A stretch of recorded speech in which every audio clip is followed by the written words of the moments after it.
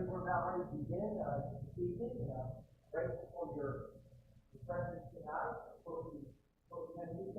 So we're going to get started here in just a minute.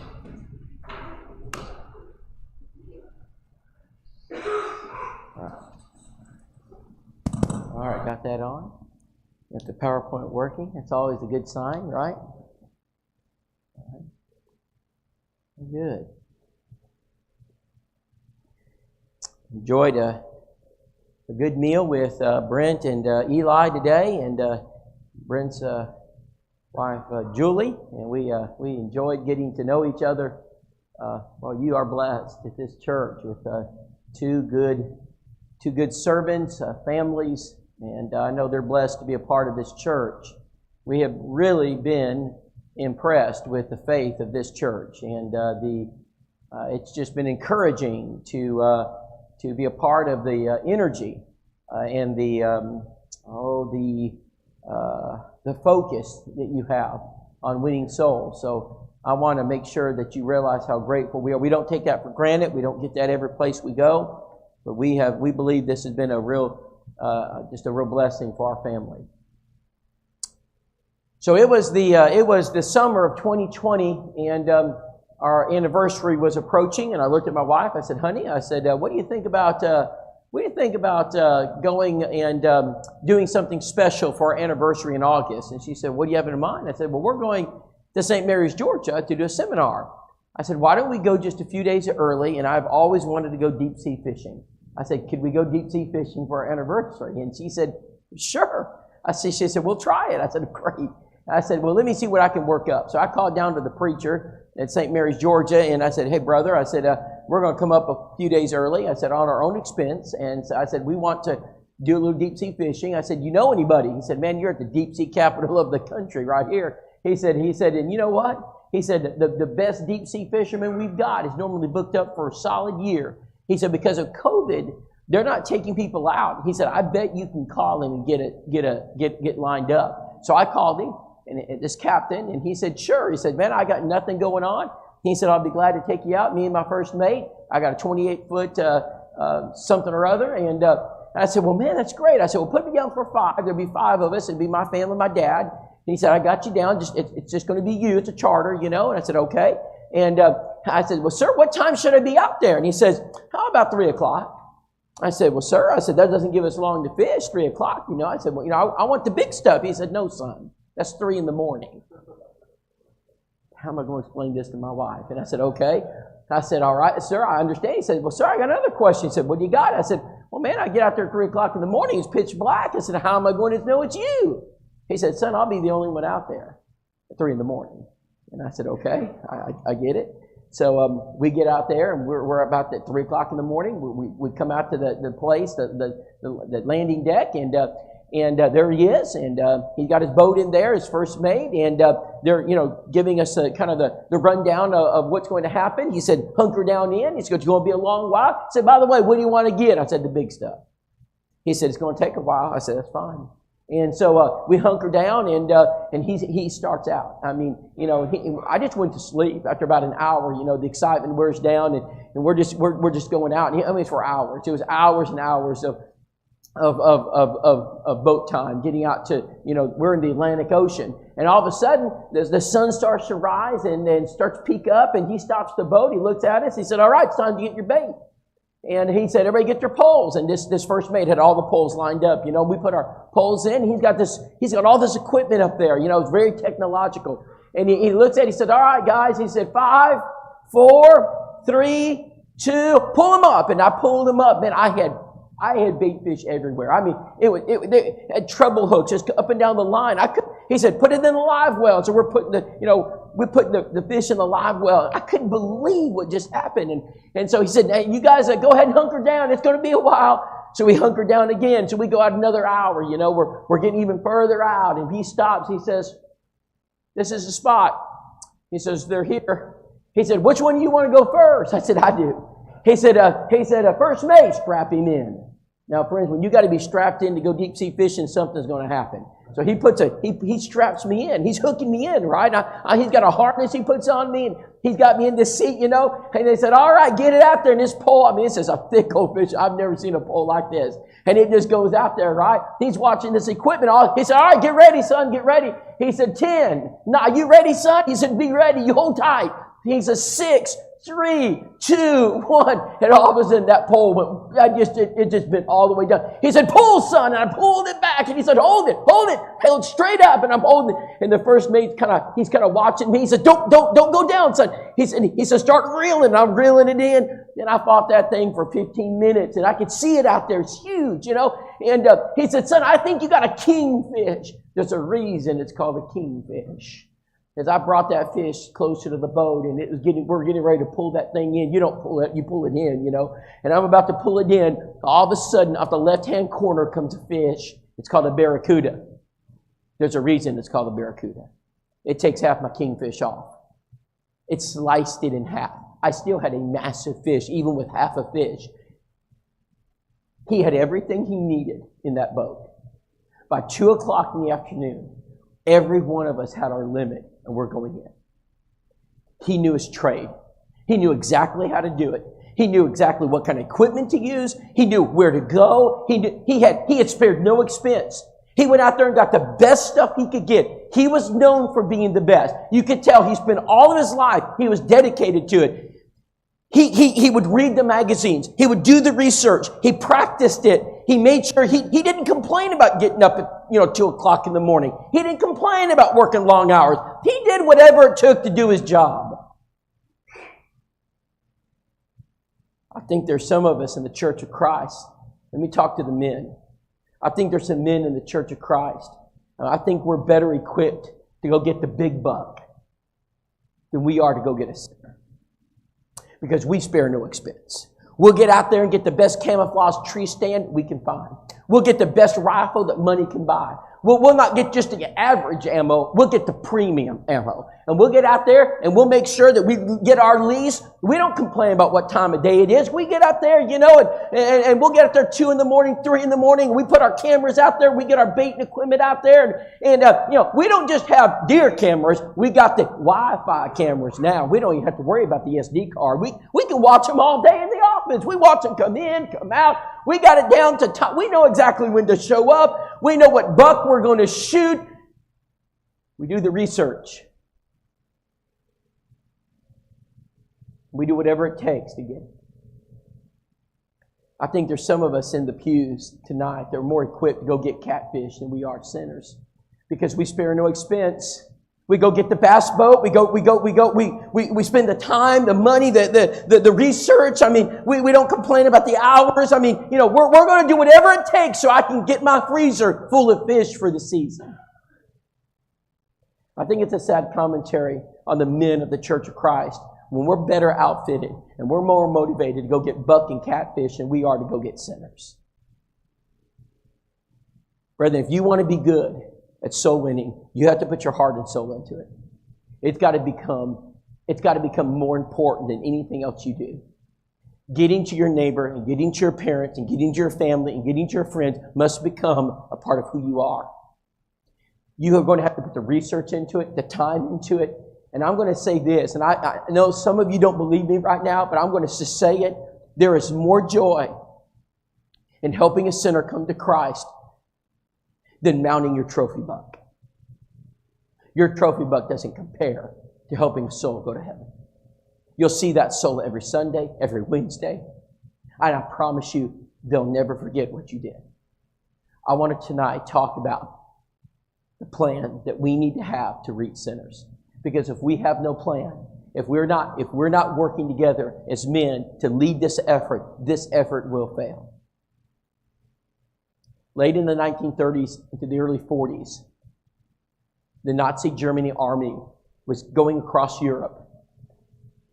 The British were on the run. Every night their cities were being bombarded. The Germans were just pummeling them into submission. The morale of the people was at an all-time low. Their leader, Neville Chamberlain. Neville Chamberlain was a peacer. And he thought he could make a treaty with Hitler. So he kept meeting with Hitler, and the country was going south. And there was a man in Great Britain that just ate him up upside down the other. His name was Winston Churchill. And he saw that his country was crumbling, and he's going to lose it. And he knew if he could not change the parliament, if he could not get the votes, if he could not turn things around, his country would forever be in submission to Germany. So he goes into parliament, and he makes one of the greatest speeches ever recorded in the world. And one of the things he said during that speech was this: "He who fails to plan is planning to fail." Brethren, we don't have a plan. We have more plans for Bible camp than we do to reach the people in our own community. We have more plans for India and for Jamaica than we do for our own towns. And if we don't develop a plan in the local church to reach out to people, we're not going to win. So what I want to do tonight, I want to present to you a plan. So I'm going to gather us together. I'm going to get some X's and O's out there. I'm going to put together something to help us. Because if we don't have a plan in mind to reach the people in Greenfield or in the surrounding areas, we will not be successful. No army wins a war without a plan. Number one, first thing you got to do is get the equipment. You know, it's amazing how churches are very equipped. We're well equipped in our churches. We have incredible technology. We have fellowship halls full of everything that we need in order to feed our people. We have coffee pots, coffee filters, coffee grinds, coffee stirs, coffee cups, coffee creamer, coffee made. We have everything we need for coffee. And then we have our ovens, our kitchens, our microwaves. We have our refrigerators and our freezers and our plastic spoons, plastic forks, plastic knives, tablecloths, tables, and chairs. And we've got everything. We got salt and pepper and ketchup and condiments, and we have everything we need to open a soup kitchen. And then we go to our teacher's workroom, and we've got glue and glue sticks, and we got pencils and matte pencils and colored pencils and crayons and markers and poster board and colored paper and die cut machines, and we got butcher paper and poster paper, and we've got scissors and even safety scissors. We got everything we need to open a school. But what we don't have and what we're lacking in many churches is the equipment to reach the very lost in our communities. And so when I walk into churches, one of the first things I ask a church is, I want to know where your evangelism equipment is. Where are the tools that are required for your church members to do Bible studies? One elder said, "Oh, Rob, if we need a Bible study, we'll just call Gospel Advocate." Brethren, we don't call Gospel Advocate for coffee stirs. We have them in the fellowship hall. We're prepared for coffee. We ought to be prepared for Bible studies. So I'm going to suggest that tonight, one of the things that we do is make sure we have Bibles for Bible studies. We have pew Bibles, but that's not what we need for Bible studies. We need Bibles we need some place in this church where we can have the equipment to do Bible studies. Large print, giant print. We need to make sure we have Bibles that we can use, because it's amazing how many people out there don't even have a Bible. We need to make sure we have tools like Back to the Bible, Doesn't Matter, Open Bible Study, whatever it is that you're going to use, but we've got to have access to it. Now, I walked into a church. I was early one seminar, and I asked the elder, I said, "Brother," I said, "could we role play a little bit?" He said, "What do you mean?" I said, "Well, I want to just test something." He said, "Well, go ahead, preacher." And I said, "Well, I want you to pretend that I'm a member here, and I come up to you and I said, 'Hey, Brother John, I've got a friend of mine. I want to do a Bible study.' I said, if I wanted to do a Bible study, could you help me? Could you equip me to do the study?" He said, "Oh," he said, "Preacher," he said, "we were prepared for you." I said, "Well, where is it?" He said, "Follow me." And we went down this long hallway. It was a dark hallway. We turned the lights on as we went down the hallway. We finally came to the end of the hallway, and we came to a room. He said, "Preacher, they're in here." Of course, it was locked. And we got out the ring of keys. We went through the keys until we found the proper key. We entered the room, and then we went into the room looking for whatever it is he was. "There it is, preacher. It's in the locker." Of course, it was locked. We brought out the ring of keys the second time. We went through all the keys, opened up the locker, pulled out from the top shelf a pack of Back to the Bible. He said, "Preacher," he says, "we were prepared. I would use these right here." And I said, "Brother," I said, "I'm so grateful you had these, but I want to know why they're locked in a room and locked in a locker." He said, "Preacher, we were afraid someone might get them." Isn't that the point? Don't we want them to get them? Why are we locking the Bible study equipment and the materials that we need to do Bible studies in a room? I don't know if you realize this or not, but they're not going to the library. They're not going to the preacher's office. They're not going to the elder's office. The only way, brethren, you're going to get this church doing Bible studies, if you got to put it out there, you got to put it out there where people can get it. You got to take the equipment, this equipment, materials for bringers, teachers, new converts for the community, studies that are able to address different types of people. How many of you go fishing with one lure? I bet you have a lot of lures in your tackle box. If you go out there to go fishing and the fish aren't biting, you sit out there for an hour, for 2 hours, and you get nothing on your lure, how many of you just keep the same lure? Or do you get into your tackle box and say, I had a good luck with that last week, and you bring out your little, the spoon you got, or that jig you've been working on, or that new one you bought down at the store, and Brad told you at Napa, we got this little lure back over here. I don't know if y'all sell lures or not, Brad, but maybe you do. And you got to try this right over here, and you start switching them out. Why? Well, are we going to just have one tool in the church? No, we're going to have different tools. That's why someone says, well, why do you got doesn't matter? Because if they don't obey the gospel after I use back to the Bible, I immediately go to doesn't matter. I never say last study. I just keep the study. If they don't obey on doesn't matter, I go to open Bible study. If they don't obey on open, I never stop. The best close is never to close. The only time the study stops is either they're baptized or they quit. But I promise I'm not quitting. But I got equipment and I'm ready. Now, we got to put it out there where the brethren can get it. Because if you don't put it out there where brethren can get it, they're not going hunting for it. I don't know why it is that we lock these things away in the church building. So get yourself an evangelism table. Put it out there where people can get to it. You got a lot of exits in this auditorium, but put it someplace where people gather. Put it someplace where people, and you might have to have multiple tables in this church if you have multiple places people gather. But you get a table skirt like this, and you put on it Greenfield Church of Christ Evangelism, and you put the equipment on there, and so people know I can go there, I can gather, I can get what I need. It's really simple, because when you go to work, your job provides you the materials that you need to do your job. They provide you the tools that you need to do your job, and if they don't do that, you don't do your job. So make sure your church members are equipped with what they need to do the job. It's simple. Yet, so few churches do this. Number 3, train them how to use it. If they don't understand how to use the equipment, they will not use it. A DeWalt drill in the hands of a carpenter is a beautiful tool. But put it in my hands, it becomes a deadly weapon because I don't know what I'm doing with it. I've not been trained how to use all those tools, and so don't give me a nice table saw. You better train me how to use it before I use it. And so we need to make sure that our equipment we're training people how to use it. No one gives a forklift to somebody without training them. You have a job, even a simple a pallet jack, you're going to get some training because we don't want you hitting something or hurting yourself or somebody else. And so when we give people tools, we train them how to do it. I'll give you all my training material. I'll provide you all my PowerPoints. I'll give you a schedule how to do it. But if you'll train the church members, and I'm not talking about training your preachers, I'm talking about training the entire church. I'm not talking about training 5 people on Monday night in some type of Monday night for the master's program. It's ineffective and it doesn't work. All right, because 5 people can't do the evangelism for the church. We've got to train everybody. We're going to have to get the church together and do some training. It's important. If we don't do this, they won't use the tools. Simple. You do it at work. I mean, your dad taught you how to use the wrench. He taught you how to use the ratchet. I remember the first time I taught my son how to use a screwdriver. It's frustrating at first when you're just coordinating to use a screw, but someone's got to teach you. And so this is a very important part of your evangelism strategy. And so when you play football, what do? You go to training camp, right?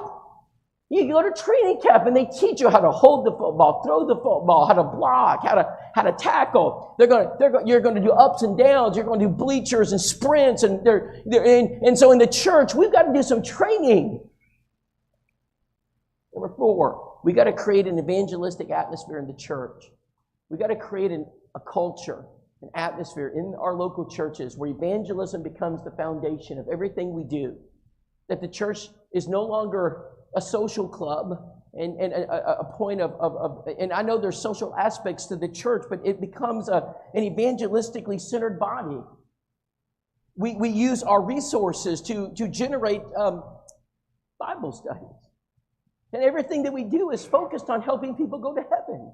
And it's not focused on the inside of the church building, it's focused on the outside of the church building. Let me give you one quick example. Just one quick one. Let's just take benevolence. There are 3 works of the church, and we've been taught these 3 works since we've been sitting in the pews. There's benevolence, edification, and evangelism. Brethren, if all 3 of these works aren't dedicated to saving souls, you need to shut them down.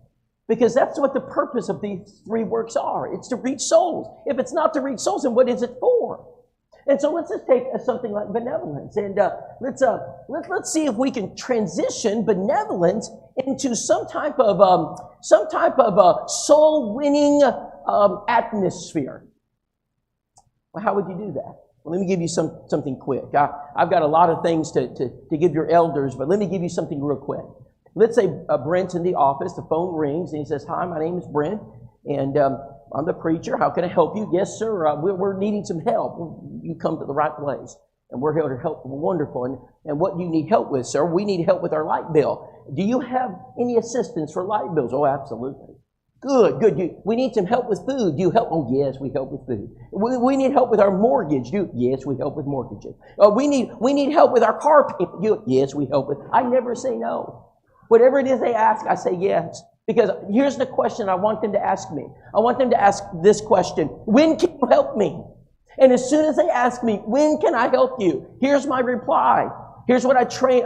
Everywhere I go, I take the secretary, the elder, the deacon of benevolence, and we talk about this because this is going to generate contacts.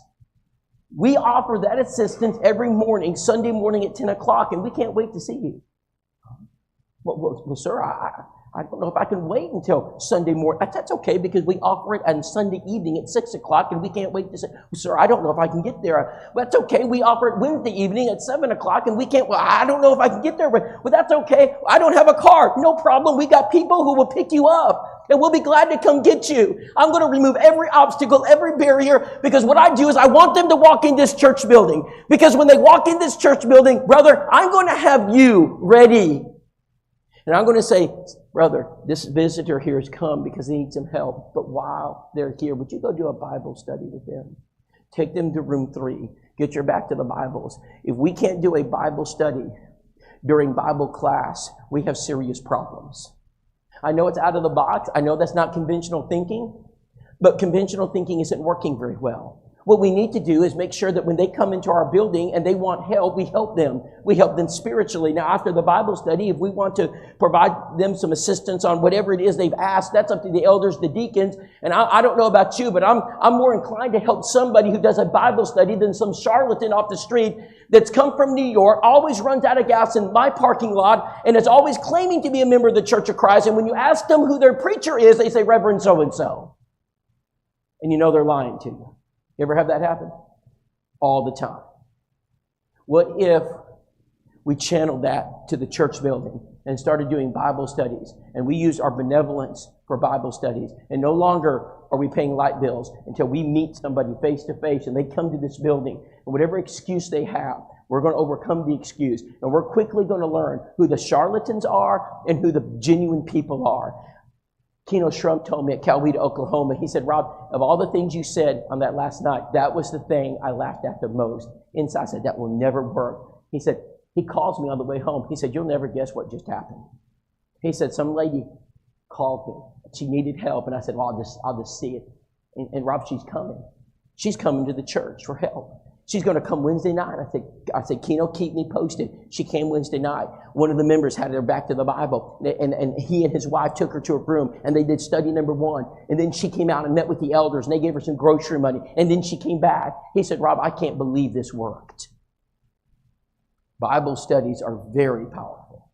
So instead of writing checks and just throwing money at people, why don't we use the benevolent work of the church to save souls? We are not the local soup kitchen. Our job is not to solve world poverty. Our job is not even to solve poverty at Greenfield. Jesus said the poor will always be with you. We cannot become the local Rotary Club. We are the Church of Christ. Our job is not to solve world poverty. Our job is to use benevolence to open the hearts and souls of people so we can do a Bible study. Our job isn't to save souls, and what is it? That's what I'm talking about in number 4. Now, I got a lot to give you about number 4, but I don't have time. But I will over the next year. I hope help you develop that culture where everything, where Bible classes, vacation Bible schools, graduation banquets, think about it, trunk or treats, you just name it, whatever it is you're doing, ice cream socials, catfish fries, whatever it is, everything starts to become centered on souls. And we've got to think that way, because this, whatever it is, tornado relief efforts, youth activity, whatever it is, it's always soul-centered, because that's who we are. And we've got to, and it's difficult to get out of the mold, to break the mold, because we're not used to doing this, but you can do it, and we must do it. Number 5. Oh, by the way, do those things look familiar? I bet you do one of those, or maybe more. Because that's what most churches do. That's benevolence in the Church of Christ. And how many baptisms do those things produce for most churches each year?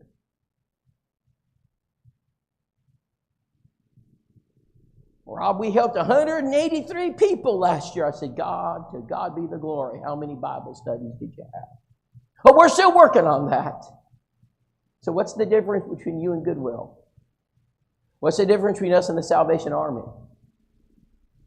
Because what we ought to do is take those contacts and turn them into Bible studies. Her name's Kim Bullock. She called the church. She said, can you help me?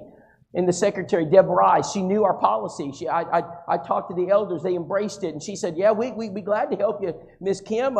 Miss Kim, we'll be glad to help you with your groceries. Yes, absolutely. Well, she said, well, when can I come get this help? And she said, well, we offer it Sunday morning. She said, well, I just don't have a ride. And I said, that's okay, because we'll send somebody. Oh, would that be nice? So my wife and I go over to the house. We pick Kim Bullock up. We bring her to church, and we sit with her. And people are coming up and greeting her as they're supposed to. And we're taking Kim home after services. And I said, Kim, you needed some help. She says, I do. I said, let me take you to the grocery store. And I said, well, get what you need. She got a few items, and she asked me, she said, Rob, I have a bad back. I fell in my bathtub twice already. It's slippery. Do you think I could get a plastic mat, a rubber mat? I said, absolutely. I said, let's go get your rubber mat. So we got her rubber mat, threw it in the basket, checked out. I said, Kim, can we take these things in your house and help you get them in the pantry? Oh, I could really use some help. So we got everything around, got into her house, and it was mold infested. I mean, I've never seen such mold in my life. I said, Kim, have you been sick since you've moved in here? She says, yeah. She said, I've been really struggling, Rob. It's been rough. And she said, I think we've got a mold problem. I said, I think you got a big problem. I said, who you renting this from? She says, government housing. I said, I'm going to make a phone call. Well, about a week later, they just so happened to have a new place come available. And so we made some influential phone calls in the community.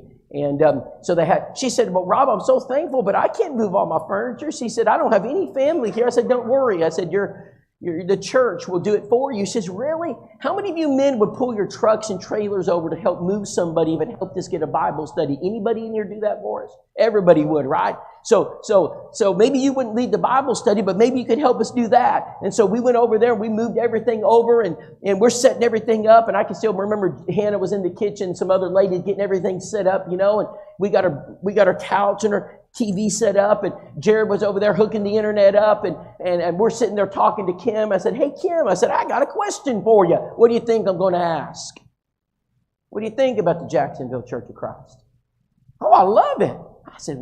I said, would you like to know more about us? Oh, sure. I just so happened to have these little booklets, Kim, and I said, could we sit down maybe tomorrow? Oh, yeah, anytime you want, Rob. I never ask questions I don't know the answers to. I didn't ask her that the first time she came. I prospected her. You got to prospect the contacts. When you prospect a contact, they'll give you a Bible study. Don't go from contact to Bible study because you're asking for a shutdown. You go from contact to prospect to Bible study. Prospecting is the art of compassion. of helping, Christianity in action. And it's very important to understand the process. The process played out beautifully. And what do you think she did when we finished the studies? Come visit Jacksonville, you'll see her in the pew. All right, because here she is. And not only now is she a Christian, she's helping me with new converts. She helps me when we have new sisters in Christ. Kim's out there helping them. It's amazing what happened. So number 5, here's what we got to do. We got to produce contacts. It's really all about contacts. And this is probably the heart and soul of what I'm going to teach you tonight. Because if you don't have this, you've got nothing. We've got to have contacts, and contacts are the foundation of evangelism. If you don't have people, you don't have Bible studies. If you don't have people, you don't have a church. So contacts kind of are the foundation of a successful soul winning. How do you get contacts? Well, I'm going to give you several, but I'm going to save some of my best for your elders and your preacher. I'm going to meet with them privately before I leave. I'm going to share some of it with you tonight, but I've got some good stuff in this right here. So I want you to listen carefully, because if you'll get this point down, you'll see evangelism blossom in your church. Number 1, I've been using this since my first work. It's called House to House, Heart to Heart. I thought everybody knew how to use it. And when I came on board, and Alan Webster says, Rob, would you start a school of evangelism? And I said, I would. And I said, Alan, I think I need to train churches how to use this, because I don't think most churches know how to use it. And he says, what do you mean? I said, I'm getting the sense there's a lot of churches out there that do not know how to use this publication. I said, because you ought to be baptizing people and getting contacts from this, and I don't think there are some churches out here that are seeing the same results that I've seen for 20 years. He said, well, go ahead. And so every church I go to, I spend some time talking about this publication. Now, what I want to do is I want to ask you guys some questions. All right? So let's say a business sends you a flyer, an ad, and they're offering a service. And every time you call that business, you get an answering machine. Every time you try to contact them, no one's there. How often or how long are you going to continue to call that business before you go to another business that offers the same product? How often are you going to make that phone call? You're not going to keep calling. You're going to find somebody else that answers their phone. One of the things I realized that on our house to house, a lot of us have a phone number that doesn't get a human being. It gets an empty church building. And so people get their house to house and they call. Let's say they call, 12 o'clock on Monday, no one's here. Then they call 6 o'clock Tuesday night and no one's here. And so the phone numbers that we have on our house to house, heart to heart, need to get a human being. They need to get an elder. They need to get a preacher. They need to get somebody who answers their phone. Just like a business would. Because if your business doesn't answer their phone, they're going to go somewhere else. So there's some basic things about house to house that we have to set up properly in order to get results. Now I'm going to go over some of those with you and with your elders, because if you'll set this up right, it will produce like nothing else you have. It's important that the people in this community know where you're located. And you say, well, Rob, we're the only Church of Christ out here. You can't miss us. We're off the main road. Everybody in Greenfield knows we're here. I disagree. I'll prove it to you. So David Shannon preached at Mount Juliet Church of Christ about an hour from Willette. And every now and then David and I would get together. David's a soul winner. He's the president of Freed Hardman. He's passionate about evangelism. And one day we were sitting there talking, and I said, David, tell me something you've learned about evangelism. And he said, Rob, I used to think everybody knew about the Mount Juliet Church of Christ. I said, well, they do. I said, David, you're like 50 foot off the highway. You got a steeple bigger than some church buildings. It's a massive facility. I said, how in the world would anyone not know you're here? He said, well, that's what I thought. He said, well, we sent our members out one Saturday to our neighborhood right behind the church building. He said, I had one question for everybody to ask. And I wanted them to ask, what do you think about the Mount Juliet Church of Christ? He said, Rob, he said, we were blown away by the response. He said, we literally had members go into neighborhoods right behind our church building, knock on the door, and they came to the door and we said, hey, my name's so-and-so. We'd just like to know what you think about the Mount Juliet Church of Christ. The Mount Juliet what? The Mount Juliet Church of Christ. Mount Juliet who? The church building with the steeple there in your backyard there. You can see it right there. Oh, is that who you are? Rob, we literally had people within earshot of our church building that didn't even know we were there. They drive by the church every Sunday, every Monday, every Tuesday, every Wednesday. They have no idea we're even in existence. Brethren, if the local community, the people moving into your area, if they do not know that you're here, if you are not identifiable, they are not coming. One of the most important things a business does is to make sure that they're identifiable, to make sure the people in their community know they're located. Because if they don't know where they're at, they're not coming. And that's why businesses spend so much time trying to make sure people realize we're here, we're located, come to our place. Because if they don't know that, they're not coming. That's what House to House does. It sends it sends the publication into their home, and it has all your information listed. And so what I do is I take your publication and I type in the website and I see what I can get. You know, some of our publications don't even have a website on them. And then I go to your Facebook page, and some of our publications don't have the Facebook page on them. And then I go to and then I call your number, and sometimes the number doesn't even get anybody. It's the wrong number. And maybe I try 3 or 4 times, and I've done this for churches. Believe you me, I do this. I call in the morning. You don't know I'm calling, but I'm trying to get somebody. I'm pretending I'm a sinner in this community, and I'm trying to reach you, and I can't get anybody. How many times do you think the sinner is going to call you? How many times are they going to call? Probably once. And if you don't answer the phone, they're just going to go to the next church. So we have to set this up right.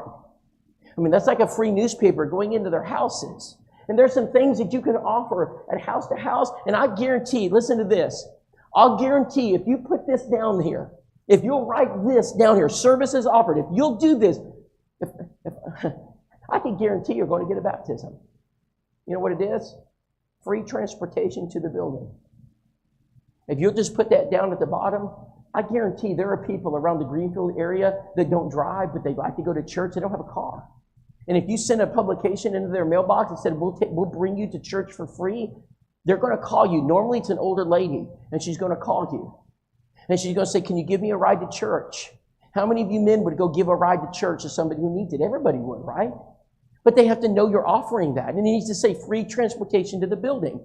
Now, that's just one thing. I'm going to give you more. But these are field-tested things. I know these things work. Everywhere I've gone and done this, every year I've been at Jacksonville, we baptize somebody because of that. Because they get that, it says free ride to the church, and they call. And they come. So I'm sitting in the church building, and I look over my left shoulder, and there's this lady sitting there. I didn't recognize her. We just gotten home from a 3-week road trip. Nicole and the kids went up to see her parents. I'm by myself, and Alan Webster finishes his sermon. He walks down the aisle. I stand up with him. I walk back with him, and I said, Alan, who's that? He says, I don't know her, Rob. I said, all right, we got a visitor. So I went in behind her. I snuck in behind her. And as soon as the closing prayer was offered, she turned around and looked at me. And I said, ma'am, I said, are you visiting here? She said, yes, that's why I'm one of the members. Oh, my name's Rob. Well, my name's Ellen. Ellen, nice to meet you. And Ellen, are you from the community? She says, I sure am. I said, well, Ellen, it's really glad you're here. And Ellen, what do you think about our services this morning? Oh, I like them. She said, I really like your preacher. He sure does love the Bible. I said, oh, Alan loves the Bible, Ellen. And Ellen, I wish my wife was here. I'd love to introduce her. She's visiting her parents. And are you by yourself this morning? Well, yes, no. Well, kind of. My husband got sick on the way. I took him back home. And by the way, do you have an evening service? Like, we just so happen to have one. I said, it's 6 o'clock. Well, I think we'll come. And I said, well, we'll be glad to have you, and I'll be looking for you. So I called my wife. I said, honey, is there any way you can come on back for tonight? I said, I think we got a contact. And she came back, the kids, and Jared and Hannah, and sure enough, she brings her husband. And he's sitting next to her. So after services, we walk up. I introduce myself. She introduces her husband. I introduce my wife. And we're talking, just getting to know them, find out where they're from, where they live. They just live a few miles from the church. And hey, Ellen and Perry, we just so happen to have this custom. We always take visitors out to eat. And Perry, what's your favorite restaurant in Jacksonville? He said, well, Rob, it's kind of expensive. I said, well, just what is it? He said, it's a Fina's. I said, man, that's great food. I said, I tell you what, why don't we treat you to a Fina's? You do that? Yes, I'll take you up on that, preacher, Rob. I said, okay. He said, but, my stomach's not feeling too good. He says, I tell you what. He says, can I take a rain check and do this next Sunday? Well, just so happened one of my seminars was local, and I was going to be in town. And I said, yes. I said, yes, I can do that. He said, great. So next Sunday, there they are. They show up, and Nicole and I, we kind of sit with them, and we go over to Athena's. We're sitting in the restaurant. I could care less about the lasagna. I have one mission as I'm sitting there. And so I'm going to probe. It's not hard to do. I said, hey, Perry, I said, what do you like to do? What are your likes? I said, you like NFL football? He said, I don't watch that stuff anymore. Disrespectful. I said, I agree. I don't watch it either. And I said, Perry, do you like basketball? He said, but the thugs, you know. And I said, yeah, you know, not good stuff. Perry, what do you like? Tennis? Golf? Too slow. Baseball? That's all right. I said, what do you like? Perry says, he said, Rob, he said, go Alabama, Rob. Oh, no. Go Alabama. If I've got to like Alabama football to get a Bible study, so be it. I'm going to find something good to say about Alabama football. I dig deep. Nick Saban. Perry, you got a good coach? He said, yeah. I said, man, I said, you guys got a good one. He said, yeah. I said, Perry, you've had a terrible year this year. He said, what do you mean? Well, Perry, you didn't make the national championship game. He said, it's been bad, Rob. It's been hard on us. You know, it was the year that LSU played Clemson just 15 months ago. And so I said, yeah. I said, Perry, I said, you know what? I said, it just so happens that tomorrow night is the national championship game. He said, yeah. You going to watch it? He said, oh, I wouldn't miss it. I said, did you realize we're having a football party at our house tomorrow night? What was that? That was my wife kicking me. She didn't know we were having a football party. And I said, yes, and we're going to have the pigs in the blanket, the sausage balls, the dips and chips. And Perry, we want y'all to come. And when we bought our house, someone put a movie room in our house, got all these speakers. I don't know what the guy was doing, but man, you can watch football in that room. Honey, can we go to their house? I thought we were in 5th grade. And he was so excited, you know. So they come over to the house Monday night. I have one mission. There's only one thing I want, gentlemen. He comes over to my house by halftime. It's a blowout. It's a blowout. And LSU is creaming Clemson. And I said, Perry, I got a question for you. I said, I want to know why you came to Jacksonville Church of Christ. He said, Rob, he says, my church doesn't follow the Bible anymore. He said, and you guys send out this little publication called House to House, Heart to Heart. He said, we've been getting that for 21 years. We read it every time it comes. You always emphasize the Bible. I said, Perry, would you like to know more about our church? He said, we really would. I just so happen to have these little booklets, Perry. I said, how about we sit down? And he said, I'd love to. 3 weeks later, we baptized both of them. If I did not use House to House, Heart to Heart, there would not be a Perry and Ellen. And I could literally keep you here for hours about people we have baptized because of that very contact. But you've got to learn how to do it correctly. A lot of churches do not. I'm going to talk more about that with your elders. I want to talk about how to use it, what to do with it, to make sure that you're maximizing its usage, because it's a very effective contact creator. On the backside of your publication, it should advertise events that bring people. What brings people to a church? Vacation Bible School. And do you know what I find in most of our house-to-house publications? You're advertising nothing. That page belongs to you, and they're not even using it. So we put filler in there. When you could advertise your VBS to everybody in your area, you could advertise a trick or trunk, a catfish fry, hush puppies, and homemade ice cream. You could advertise a marriage seminar where you bring in somebody to talk about marriage, a parenting seminar. Maybe you could do something to get people to come. And so on the inside, it offers free posters like the 10 Commandment poster or maybe some marriage material. You check it off and it says, listen, if you check this off, we'll make sure to give this to you. And you know what a lot of churches do when they send that? They mail it back to them. And I want to suggest something to you this evening. Do never mail things to people. Always hand deliver it. And if you'll hand deliver these requests, let me show you what you're going to get. This was in 1 year. I did this in 2019 and 20.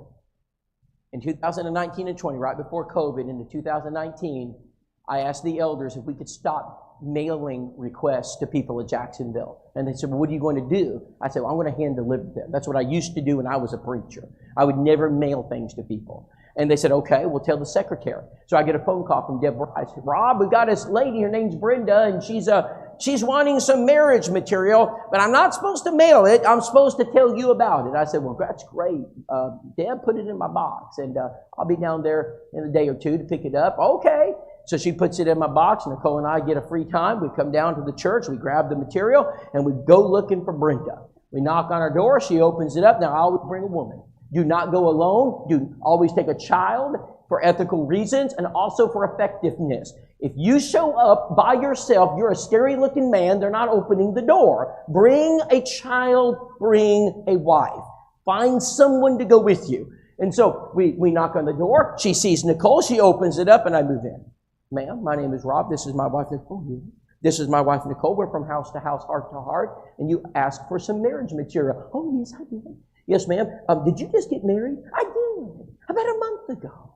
And I thought this might help my marriage. I said, wonderful. I said, are you from the area? Well, no, but we just moved here, my husband. Well, that's wonderful. So, well, congratulations, Brenda. And I said, again, my name's Rob, my wife, Nicole, and we just live down the road. Well, that's really nice. And, sir, why didn't you just mail this stuff for me? I said, well, if I mailed it, I couldn't have met you.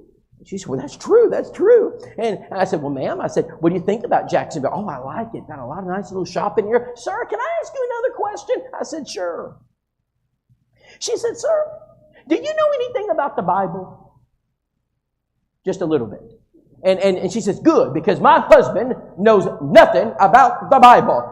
Daniel, get up. That man's been on the couch ever since he came home from work. I don't know what he does all day. Get up, Daniel. There are guests here. Daniel, get up. So Daniel, I can see him out of the corner of my eye. He's getting up doing this, trying to wake himself up. She brings him to the door. Daniel, this is Rob and Nicole from house to house. They know the Bible, and we're going to teach you the Bible. He knows nothing about the Bible. You could have blown me over. I said, when would you like to begin? She says, what about tomorrow? 1 o'clock. I said, my wife will make chocolate chip cookies. Always eat. And we showed up at 1 o'clock. And we did Bible study number 1. And because of that one knock on the door, we baptized, and we baptized, and then we baptized her brother-in-law, then we baptized her brother, then her cousin, then her aunt, and we baptized 7 for one knock on the door. What would have happened if I mailed this stuff? Nothing. You got to develop a target package. And you must develop a target package. You have to have names, and it's got to be personal. You cannot, money doesn't solve this. All right, this has got to be personal contact, or it does not work. This is very, very important. You must develop. So every visitor that walks in becomes a personal target. Every person you meet, every person you work with, every school person, you literally need to develop a list of people at this church. And you know what? They need to start getting house to house, heart to heart. He said, well, Rob, we always send it to some neighborhood. They don't live in that neighborhood. See, not only do you need to send it to a neighborhood, but then you need to develop a target package so everybody you know, and you know, and you know, and you know, everybody you work with, go to school with, grew up with, they need to start getting it. You know why?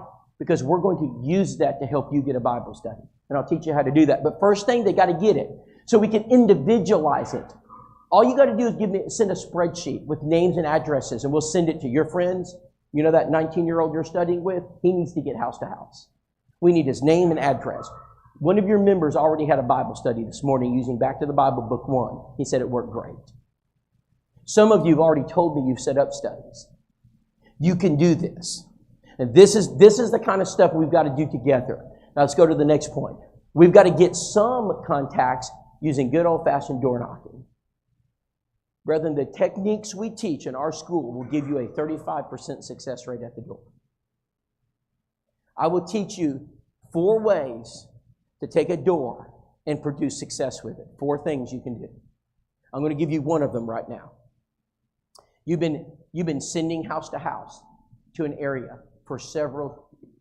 And what we're going to do is take that area where you've sent it, and we're going to call Daniel Beck or Matt Watland. Say, Matt, Daniel, send us the door knocking edition. We want 1,000. Send them to us. We'll send you 1,000 door knocking editions. We're going to take those door knocking editions. Here's what we're going to do. We just did this 2 weeks ago, and we had a 35% success rate doing it. I did it last year in Rome, Georgia. Had a 35% success rate doing it. It works. This is what you do. They open the door. hey, my name's Rob, my wife Nicole, and we're from the Greenfield Church just up the road. We've been mailing this publication to you. It's called House to House, Heart to Heart, and it's a free publication, 8-page color publication, and it's about the Bible. Do you like the Bible? Oh yeah. Hey, do you remember getting this? Yeah, I got that. Do you ever read? Yeah, it's got some really neat things in it. Yeah, she said, I'm the secretary at the Methodist Church down the road, and we put that in our church bulletin. I actually had somebody say that. No, I mean, that's not the common response. The common response I get is, yeah, I enjoy that. Yeah, I like to read that. Great. Do you like to read things in the Bible? Yeah. Well, what are some topics that interest you? I'm kind of interested in, from my childhood, I've always liked Noah. Hey, could I come back and give you some stuff about Noah? Sure, you come back. Well, let me get your contact information here. That's called success. I will be back. House to house, heart to heart opens your door. You're no longer a cold contact. 35% of the people that answer the door tell us they want us to come back. And we will come back. That's what a door... Now, there's 4 things at the door you've got to do. That's just one. I'm going to give you 3 more in the training material that I'm going to give you guys. But you've got to train the members how to do this. So what do we normally do when we door knock? What's the normal protocol that we follow? We have a gospel meeting flyer, and we say, we'd like you to come to our meeting on Sunday. How many of them come? So you knock 100 doors, how many come? Tell me. 1, maybe, right? If you're lucky, you get 1. If you're lucky, you get 1. What does that do to the morale of the church? After you spend all that energy, what does it do? Door knocking doesn't work. And I agree, that doesn't work. You know what else doesn't work? Would you like to have a Bible study? That doesn't work either. Would you like to talk about baptism? That doesn't work either. Would you like to come to church? They're not coming. And so what we have to do is train our members on what to do at the door. Because those things we know don't work, but we know 4 things that do work. That's just one of them. That's called the New Movers Ministry. Brad, I'm going to use you as an example because I know you're the Napa man. How about if I came up to you, Brad, and I'm in advertising, and I came up to you, hey, Brad, could I have a minute of your time? Sure. I said, I've got a service I think that would help your business. Okay, I'll listen. Give me 5 minutes. Hey, Brad, we have the ability to access every new person that moves into your area. We know their name, their address, and I'll even give you an app that shows you where they live. Would you like access to all that information? Would that benefit your company? And Brad would say yes. Of course he would. And Brad, what would you do with that information? If I gave you the name and address of every new person who moved into your area, what would you do with that? Okay, send them something, right? So if you're a dentist, you might send them a thing that says, free dental exam. If you own a car wash, you might say, 50% off your first car wash. If you're a Napa man, you may say 10% off one item, $10 or less. But you're going to send them something because a new mover, right, is a really good clientele because they haven't yet selected their auto parts store, and you want them to select Napa before they go to AutoZone. And you want them to know Napa's here for you. We understand that in the business world. People are most likely to change churches when they move. A couple of generations ago, if a family or a couple or an individual moved from one city to another city, they usually stayed with that same denomination. He said, those days are over.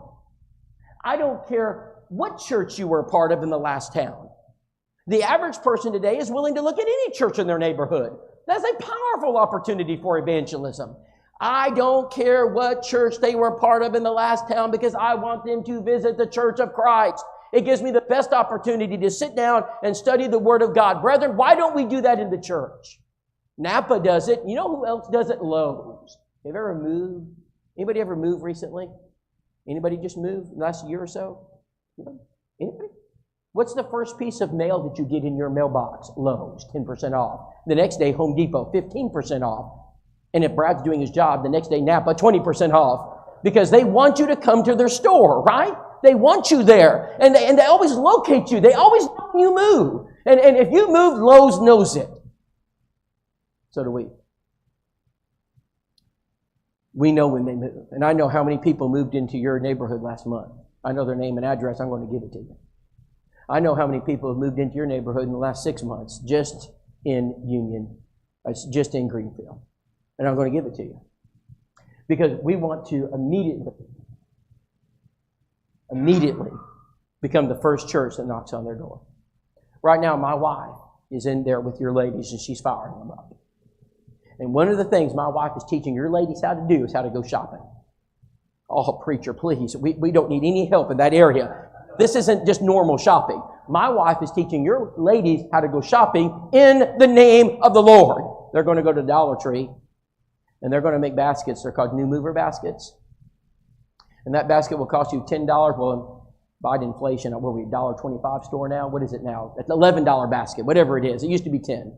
And we're going to put this basket together, and we're going to knock on their door, and we're going to give them a gift. And house to house, heart to heart, we're going to send them a New Movers edition. We're going to send them a postcard, and you're going to be the first church that comes to their door.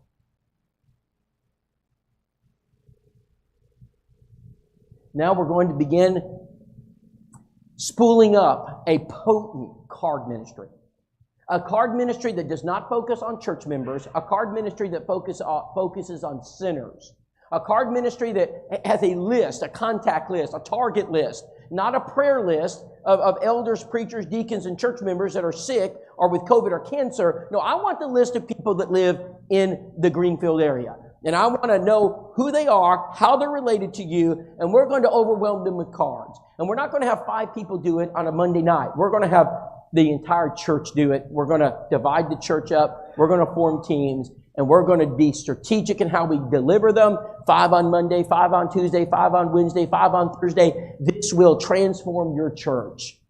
This right here will get everybody involved. Widows can send a card. Widowers send cards. Everybody sends cards. Young people send cards. This right here. But we need to get sinners on the list. I don't want you to send any more cards to Brent. He doesn't need them. I know, but he's my preacher. I know he loves you. But he's going to be here if you give him a card or not. But you know who needs a card? Brent's neighbor, who's got cancer. That's who needs cards. And when you send them 25 cards in 1 week, you think you get their attention? You know what's going to happen if you send them 25 cards the next week and 25 cards the week after that? And then I show up at the door and knock on the door. And when I get in there, they got cards all over their house. And you have done your job. Then you've made my job so easy. And I walk into that house, my wife and I, and we're introducing ourselves. And, hey, Miss Bettina, where all these cards come from? Oh, that's a church you attend. Yeah. Boy, that's the nicest church. I've never seen a church. Every day I go out to my mailbox. I got 4 or 5 cards from that church. That's an amazing church. You like our church? Yes. Would you like to know more about our church? Well, I sure would. I just so happen to have these little booklets, Bettina. Could we talk about the church? Well, yes, sit right down here at the table. I do that all year long. People often ask me, Rob, how do you evangelize when you're gone all the time? Because the church is doing their job right now. When I get home, I'll get the list. I'll find out who they've been sending the cards to, and all I got to do is go knock on the door. I get to do the fun stuff. I get to do the study. You guys have to help your preachers and have to help your elders and have to help your teachers, and you got to get involved. And this is just one of the things. But it's potent. And if everybody's doing this, if you're sending these cards out, I tell you what. Let me see if I can find it real quick. This is. Do you know Caleb Hall? Anybody know Caleb Hall, Fayette, Alabama? He's been down at Fayette just recently, and I'm going to bring this up, and I get to do this sometime. He sent this to me yesterday. He said, Rob, you were here 2.5, 3 weeks ago. Since you've been there, we have started, or about a month ago, we have started our card sending. It's been amazing. He said, Rob, you got to listen to this. Now, I'm going to read. This is Caleb Hall, okay? He just sent this to me. They're doing this. This is from a Carrie Edmondson. She's on their contact list, and they're sending the cards. Boatloads. Here it is, all right. Since friends started placing me on this prayer list, they call it, I've received a mountain of cards and letters. It's surprising every time I open my mailbox to see God has placed all these cards on my heart. So much love in these notes. This particular group that sends these cards is from one church. That's Fayette Church of Christ. I have a classmate that attended the Fayette Church of Christ, and those people have literally filled my mailbox and my heart with all kinds of sentiments. I absolutely know that we are being prayed for through this This is a wow healing moment. Thank you from the absolute bottom of my heart. She posted on Facebook for everybody in the community to see. That is not a fluke. I have a lesson I do for advanced studies. It's called Compassion Card, and for 30 minutes I read these just to get your attention. And for 30 minutes I read statements just like this from churches that send them to me over and over and over again. You think she'd have that if one person wrote a card to her? You think she'd get that to just 2 or 3 of your women wrote cards? No, that won't happen. You have to have a strategic effort, and guess how easy that study will be to get? When you walk into that door and she learns who you are, you think she's going to tell you to go away? When you say, my name's Brent, this is my wife Julie, we're from the Greenfield Church. You're from the Greenfield Church of Christ. Yes, ma'am. Come in. I've got to show you something. There are 60, and they'll know how many. They count them. There are 66 cards over here. Do you know this person right here? They wrote the sweetest note. His name is Jesse. I don't know Jesse. Do you know Jesse? Yeah, I happen to know Jesse. He's a friend of mine. Can I tell you what he wrote? Will you tell him thank you? Evangelism is congregational, and this is why. Because as a church, you guys can accomplish something that you can't do alone. But if you work together, you can get this right here. That's the Jacksonville Church right there. That's Bettina. She was a Baptist, not today. I wish I had time to tell you about her conversion. It was an amazing Bible study we had with her. It was incredible. I had to call Alan. I said, Alan, I need help. I said, I can't baptize her by myself. And he comes over to the building and we did the baptism. This is called visitor bags. This is very, very important, everybody. I'm going to spend a little time here, probably 5 minutes. And because this is one of the top yielding items in your church. Some items yield higher results than others. Cards are a higher yield item. Okay, visitors are a higher yield item. Some things yield low results, but so we put them on the bottom. This is high. When someone walks into your church building, this is a high yielding item. You're not having to knock a door. You're not having to beg them to come. They're here. God has placed them in your lap. So what should you do when someone walks into your church building? Number one, let's just break it down. You need to know what they want. So what does a visitor want when they walk into a church? What do they want? What's the number one thing they want? To feel welcome. Okay, that's one guess.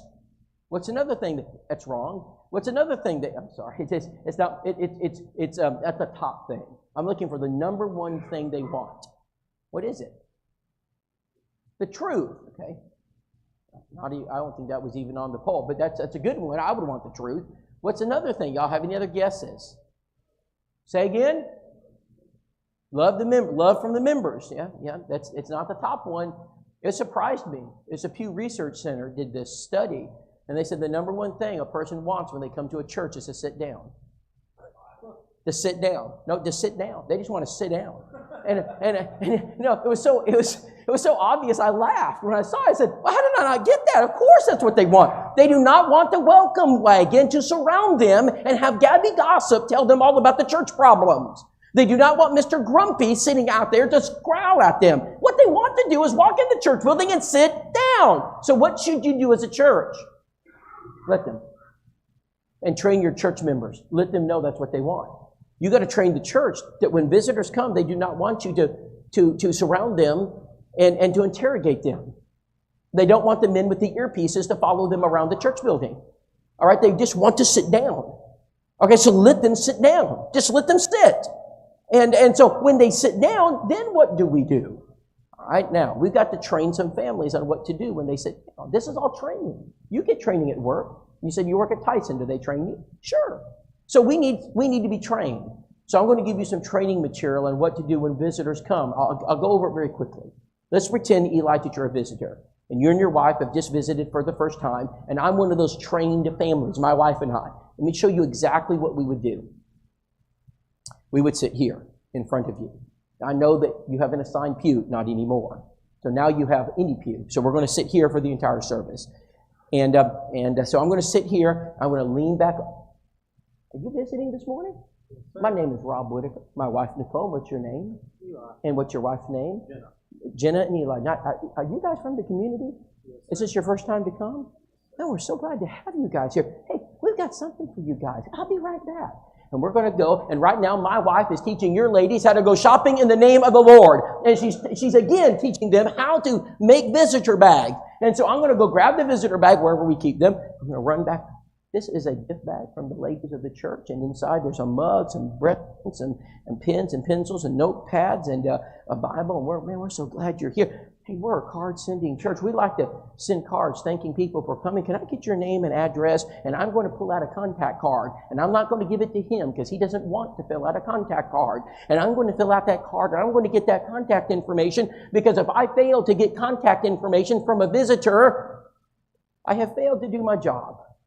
And that's the only job I've got. My job is to get your contact information. And I'm going to get it. And once I get that contact information, I can do something with that. Every visitor that walks into church, is that a contact? No, it's not. If you don't get that contact information, it's just a visitor. It's a wasted contact. You must get that information. So how do most churches get that information? Let me tell you how they do it.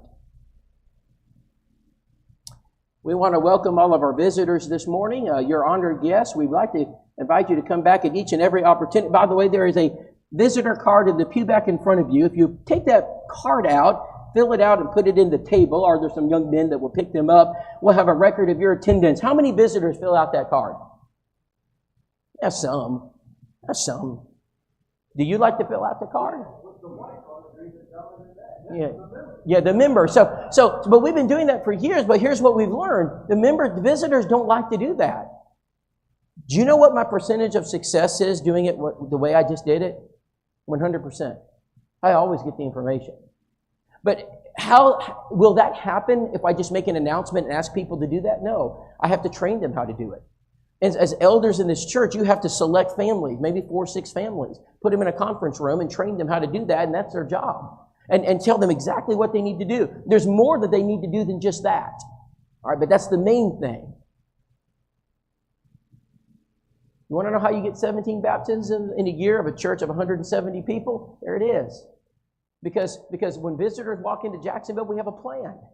And the plan is gather contact information. And then step 2 is take them out to eat. And then step 3 is to do a Bible study. And then step 4 is to baptize them. Step 5 is to put them in a new convert class. And we do that over and over again. So that's Cameron and Lindsay. And that's their little girl. And so Keith, that's his first Sunday. He doesn't know a visitor from a member. Alan stepped down to be a full-time instructor at the Memphis School of Preaching. We hired Keith Ritchie. It's his first Sunday. I look over, there's a visitor. And so I know Keith doesn't know a member from a visitor. I grab their information. I take it up to Keith. I said, hey, Keith. I said, that's a visitor right there. That's the information. He's gone through my school twice. He knows what to do. He grabs the contact card. He goes up to him. He immediately says, I'm the new preacher. I understand y'all are visiting. Yeah. Hey, we'd like to get to know you. What? Can we take you out to eat? Who's going to turn down a free meal? No one. They said, sure, yeah, we'd like to go out to eat with you. And so Keith takes him out to the Mexican restaurant. It just took a meal. It's all it took. Remember I said that forming relationships in today's society is easier than it's ever been? Because people have no friends. And if you'll just extend friendship to people, how easy it is to build bridges, that's it. He looks at him and said, would y'all like to know more about our church? Well, yeah, we'd like to know more. I just so happened to have those little booklets. And he did. And he did the study. And we baptized him. And so this is the kind of stuff you guys, but you have to have a strategy to reach them. You should never allow a visitor to come into your building, sit down and leave without their name and address. If that's happening here, it's got to stop now. Don't ever let that happen again. Because you're wasting contacts. Those are precious contacts. You may never see them again. I was at a church down in South Georgia, and I watched a visitor family. Had 5 kids walk in, and it was exciting. Rob, that's a visitor. You know, I said, well, that's great. It's great.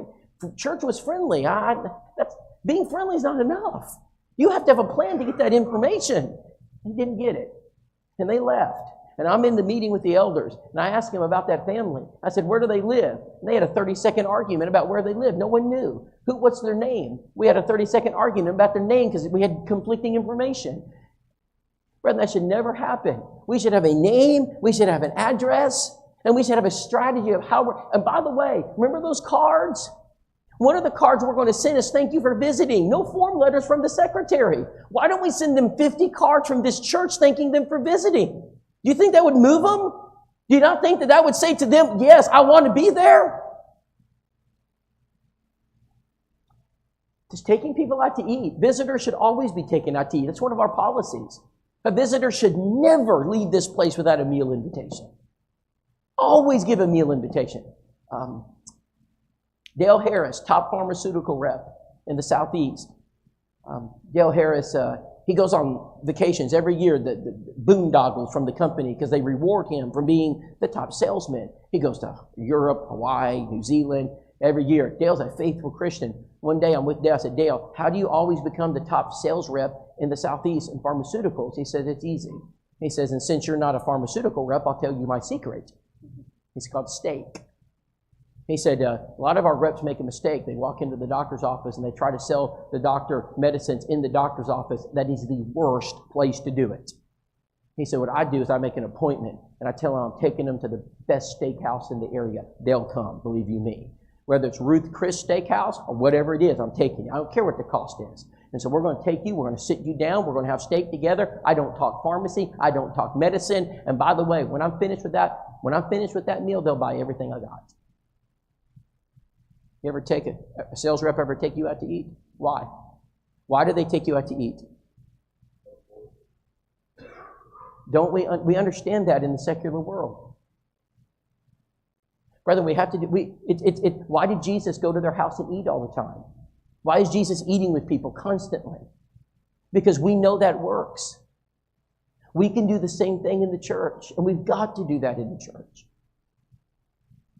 Community outreach. I've got so much that I'm going to skip some of this stuff, but here it is. I'm not going to skip this. Right there.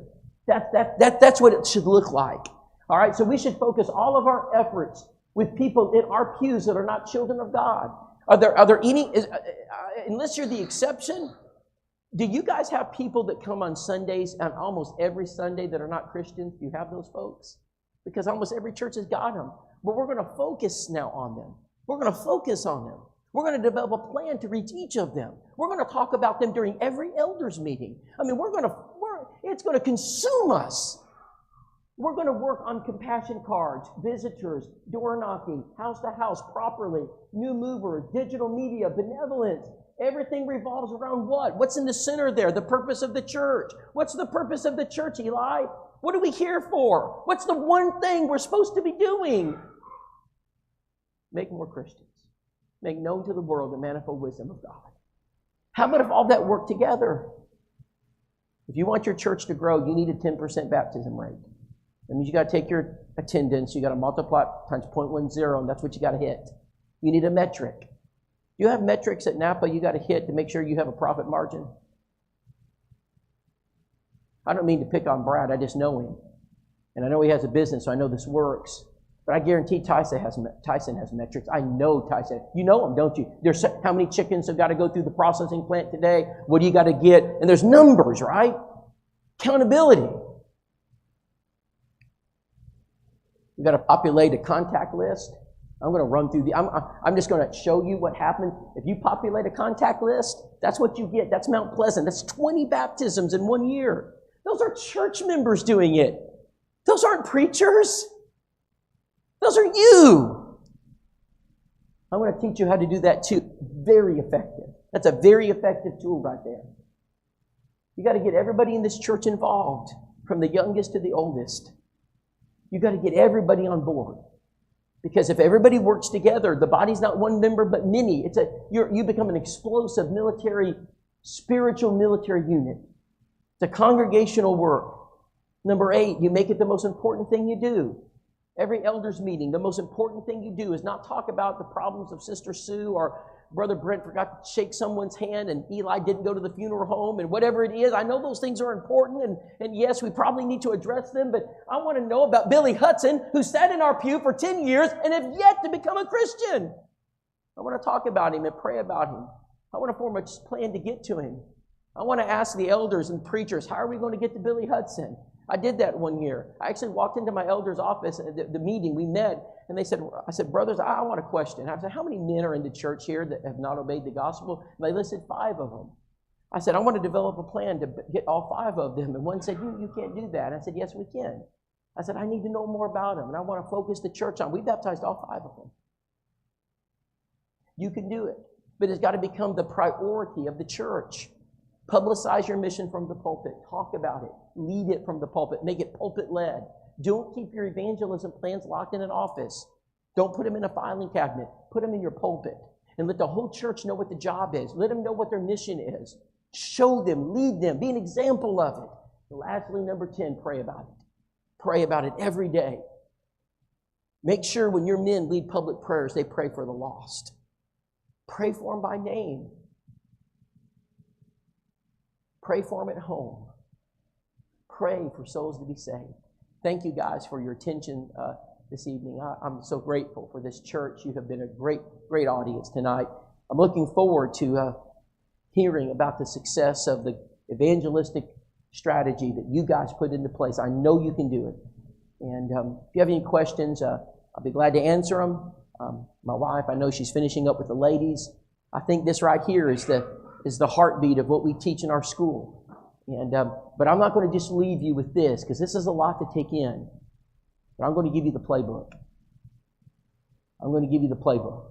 And that playbook is going to walk you through this one step at a time.